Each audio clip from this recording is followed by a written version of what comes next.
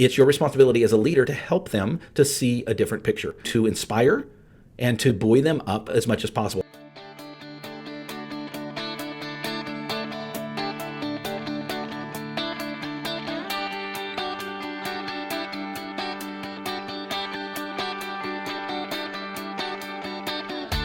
Originating from deep inside the Rocky Mountains, transported through the power of the internet, and arriving inside your tiny earbuds. It's the Appraiser Coach Podcast, helping appraisers increase their efficiency, quality, and make more money. Here's the guy who makes it his life's mission to create value for real estate appraisers nationwide. Your host and the Appraiser Coach, Dustin Harris. Folks, can we just say it is inevitable? And what I mean by that is it does not matter how much you love appraising, how much you jump out of bed every morning and say, woohoo, I can't wait to go out and do another appraisal inspection. You're still going to have some days that are down, and you're going to have some team members that are going to have some bad days. What do you need to do as a leader to help that situation along?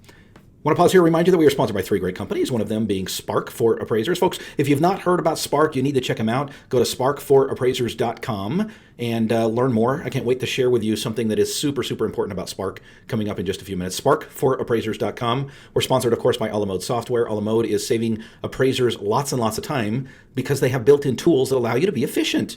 Go figure. It'll save you time, folks, when you're more efficient. It's alamode.com or 800-ALAMODE. And of course, we are sponsored by the great Working RE magazine. Keeping on track and on top of all that's going on in the appraisal world, that is workingre.com. You need to find out more by going to their website and signing up for their free blog. I did say free. It is workingre.com, workingre.com. All right, folks, I want to talk today about a challenge that every leader faces. And that is you can be as positive and as uplifting as possible, and your team members are going to be, well, they're going to have bad days. That just is going to happen. We're dealing with people here, folks. You know, there's an old guru out there by the name of Dan Kennedy, and I've read almost every one of his books years ago. He may not even be alive anymore. I don't know. He was an old guy when I knew him years ago. But anyway, bottom line is he is famous for saying, you know, people are like copy machines. They're disposable. Now, that's one of the biggest parts of what he taught that I disagreed with. But here's the thing. Here's the point. You're not dealing with copy machines, folks. Copy machines, they might not work sometimes, but they don't have bad days. They don't have emotional days. They don't have sad days. They don't have deaths in the family, right? They don't have sick days. They don't fall off their ladders and break their legs. These are things that you have to deal with when it comes to human resources. And one of the things that we deal with on a regular basis as leaders is morale. And when I say morale, I mean good and bad. I'm talking about people that come to work chipper and happy every day, but then you got the other side that, you know, maybe that doesn't happen so much.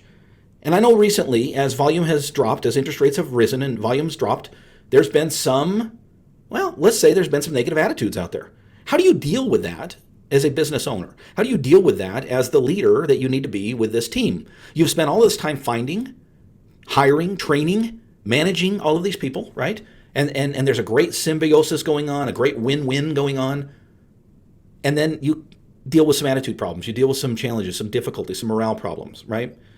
Well, folks, there's an approach that can and should be taken when it comes to others and it comes to being a leader. And I want to share with you basically 4 bullet points, if you will, of things that you as a leader should be doing in order, well, to be a leader. And actually, that's step number 1. Step number 1 is be a leader. It is very, very easy to get into the mire and the muck and the mud with people because, you know what, you want to be empathetic. You want to be sympathetic. You want to say, oh, yeah, you know what, life does suck. You know, someone comes to you and says, hey, you know what, I'm really ticked off. My paycheck used to be here and now it's here. And what the heck is going on? And on and on and on. It's really easy to say, yeah, man, it really is sucky out there, man. The interest rates are high. And you know, I don't know, man. I don't know what to do, right? Folks, that's not being a leader. Now, I'm not saying that you shouldn't be empathetic. In fact, that's actually step number 2. Step number 2 on this list is to be empathetic. Yeah, step number 2 is to get in their shoes and see it from their perspective. But there is a difference between saying, yeah, it really does suck, and saying, hey, I totally understand why you feel that way. Tell me more. Talk to me. What do you think's going on, right? a listening ear goes a long way when it comes to being a leader, but it can't stop there. And I'm going to get to the other points in just a second, but I want to first pause and remind you that we are sponsored by 3 great companies, one of them being Spark for Appraisers. Folks, Spark will allow you to save time because it imports data for you, right? The other thing that it does that you may not know about is it does the cost approach for you as well. And it does it through a program called Dwelling Cost. We've been using Dwelling Cost in our office for a couple of years now. And I love it. I've used Marshall Swift in the past. I've used the lick your finger and stick it in the air mode. Trust me, folks, it's been more than 5 years. You can't get me on that. Okay, it was a long time ago. But yeah, I'll admit it. I'll admit it. There was times that I did that. I would much rather have support for the cost approach. Obviously, I want to do it right. And Dwelling Cost is an amazing program, folks. It's included in your Spark subscription. Folks, the value of that alone make it worth it. You need to check it out. Go to sparkforappraisers.com. That's sparkforappraisers.com. We're sponsored, of course, by Alamode Software. Alamode is the software I've been using for a long, long time, and there's a reason I use it, because it's the easiest software out there. Folks, I know some of you are saying, well, how do you know, Dustin? Well, actually, I've used a lot of the major competition out there in the past, and I can tell you they're great companies. I firsthand, I can tell you that there is really not a bad company out there when it comes to report writing software. But I can also tell you there's a reason that I stick with Alamode. It gives me all the tools that I need to be efficient. Now, if you're old school and you don't mind taking a couple days to do a report, keep using what you're using, folks. But if you want to be efficient and you want to have high quality at the same time, Alamode will do that for you. It will help you to do that. Alamode.com or 800-ALAMODE. Finally, we're sponsored by Working RE Magazine. I told you at the first of the program you can sign up for their free newsletter. What does that mean? Well, it means a couple times a week you're going to get an email in your inbox, right? And I know some of you are saying, well, Dustin, I already get too many emails in my inbox. I don't want more emails in my inbox. I get it. But trust me, folks, you're going to want this email in your inbox because it tells you what's going on in your chosen career, in your industry, in the appraisal world. Right? One of the things they've been on top of right now is all this racial stuff going on, specifically the lawsuit that's going on in Northern California. They've been right on top of reporting exactly what's step by step what's going on in that. Right? That affects all of us, folks. That's what Working RE will give you for free if you sign up for their blog, their newsletter at workingre.com.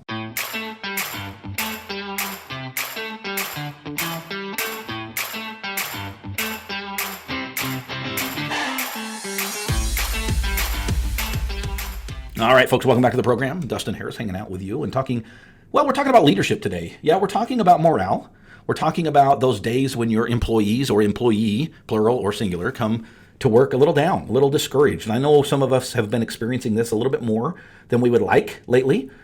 And a lot of that has to do with the higher interest rates and the lower volume. And some people get kind of used to, hey, I'm used to doing 10 appraisals a week, and now I'm only doing 7. And that kind of hurts the pocketbook. I get it, folks. I do. And when you got a lot of people on commission like I do, that can really hurt and be a challenge, right? So what do you do when your employees are down? What do you do when you have a morale problem, okay?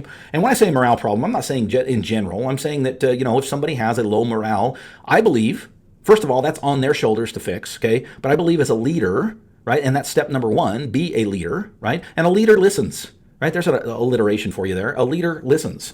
A leader will take time.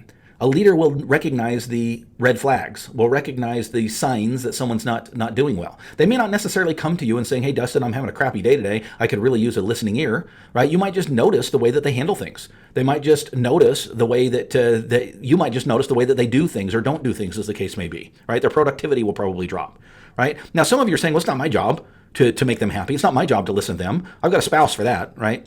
I get it. I truly do. But folks, remember, if nothing else, and trust me, I'm not here, but if the human side can't be persuaded, let's just talk money for a minute, right? If that's going to be the motivator for you, trust me, when I say that you are going to do much better financially if you've got employees that have a strong morale, a good morale, a happy disposition, and are generally excited to come to work. So number 1, be a leader and listen to them, reach out to them. Hey, I noticed what's going on, man? I noticed you came in kind of gloomy today. Or I noticed the last email that you sent was, talk to me. What's going on? And then listen, pause, shut your mouth and listen, right? And trust me, I'm talking to myself right now more than I'm talking to you, right? Sometimes my wife just says, I don't need you to fix it. I just need you to listen. Oh yeah, that's right. Okay. All right. I'm listening. Talk to me. Right? Sometimes they just need that. And you need, as a leader, to reach out and listen to them. That's number 1. Number 2, we talked about before the break, is be empathetic. Folks, there's nothing that goes on in your office that you haven't at least on some level experienced before, right? And you can truly show empathy. And I'm not talking about fake empathy. I'm not talking about, oh, I'm so sad for you. Oh, poor baby. That's fake. That's wrong. That's not going to get you anywhere. I'm talking about literally in your mind, I'm talking about figuratively in your mind, but at least putting yourself in the shoes of the individual that you're talking about. How would it feel to be that person today? Right? They are going to feel that if you can portray that. If you can really go through the process of putting yourself in their shoes, feeling what it feels like to be them, and then regurgitate, hey, I totally get where you're coming from. Maybe I don't fully understand because I've never been in that particular situation, but I can understand why you would feel that way. Talk to me. Tell me more. What's going on? How's this going to affect your relationships? How's this going to affect work? What do you think should happen? And that brings me to step number 3, is to be open about change. And what I mean by that is sometimes people can see things differently than the leader can. What do I mean? I mean, sometimes they see things going on that you don't. And I know it takes a lot of humility, and you've got to let down that curtain of pride a little bit to accept that. But maybe the way that you're doing things as a leader in your company is not the best. And sometimes the perspective of even a greenie, like even somebody who's brand new in the company, in fact, that can be sometimes the best resources, is to reach out and say, hey, you just came from XYZ company. What do you see that we're doing at our company that could be better? Okay? Or what do you see at our company that you think that we should change or tweak or do differently? Those are important conversations to have. But even more importantly, when someone is down and feeling blue, listen to them and say, hey, what is it that we can do differently? Okay? Be open to change. Now, this brings me to step number 4, and that is remind them of their responsibility. Okay? Now, notice that the first 3 steps I've been talking about your responsibility as a leader, but the 4th one is remind them of their responsibility. Okay? This can be a downer for you as a leader when you've got people coming to you and say, hey, Dustin, we're slow. What's going on? And you take the responsibility fully upon your shoulders to say, well, I'll get moving on it. I'll get out there and do some more marketing. We'll drop our fees. We'll do whatever it takes, right? Folks, that's not your responsibility fully. Okay? Take responsibility for what is yours, but it's not your responsibility fully to make sure that you have volume, that everybody's happy. Put that back on them. Okay? Now, you cannot do this as step number 1. I got to be clear about that. Somebody comes to you and says, hey, Dustin, man, things are really crappy and I'm not getting paid what I think I should get paid. For your first response to be, well, what are you going to do about it?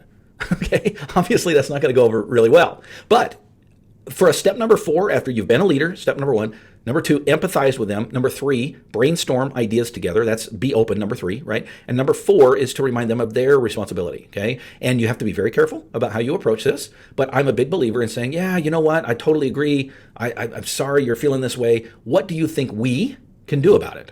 Okay? Not I, not you, but we. What can we do together to get working on this and move forward on this? Folks, as a leader, it's your responsibility to listen, to notice, to buoy them up. No, it's not your responsibility to fix the problem. I want to make that very, very clear. Those leaders that feel like they have to fix everybody's problems are not going to be very happy leaders. It is not your responsibility, just like it's not your responsibility to make your wife happy, your husband happy, your kids happy. That's not your responsibility. You should do your part, absolutely. But in the end, everybody is responsible for their own happiness. But that doesn't mean that you can't be a listener, that you can't be a leader, that you can't empathize with them, that you can't brainstorm ideas with them, and that you can't remind them that they have a responsibility on this as well. Right? Some things that they can do, whether it be volume or whether it be a bad relationship in the office or a number of different things that's going to bring bad morale, right? It's your responsibility as a leader to help them to see a different picture, to inspire and to buoy them up as much as possible. I know some of you are like, well, that's not for me. I'd rather just be my own little appraiser source and live in my appraisal cave. And folks, that's okay if that's what you want to do, right? But successful companies have help. Successful companies have teams, and successful companies communicate. Speaking of communication, every single month, I have an opportunity to communicate with all of my All-Star members live, in person. Well, okay, it's not in person. Live on Zoom. And we have an interactive meeting where we talk about this kind of thing, where we talk about productivity and marketing and what's going on in the industry and how we can position ourselves to be better. I would love for you to join us. It's only $49 a month. And by the way, the monthly meeting is only one of the many benefits of the All-Star team. Check us out by going to theappraisercoach.com/memberships. You've been listening to the Appraiser Coach podcast with Dustin Harris. If you like what you hear, please give us a 5-star rating and post a short review on iTunes.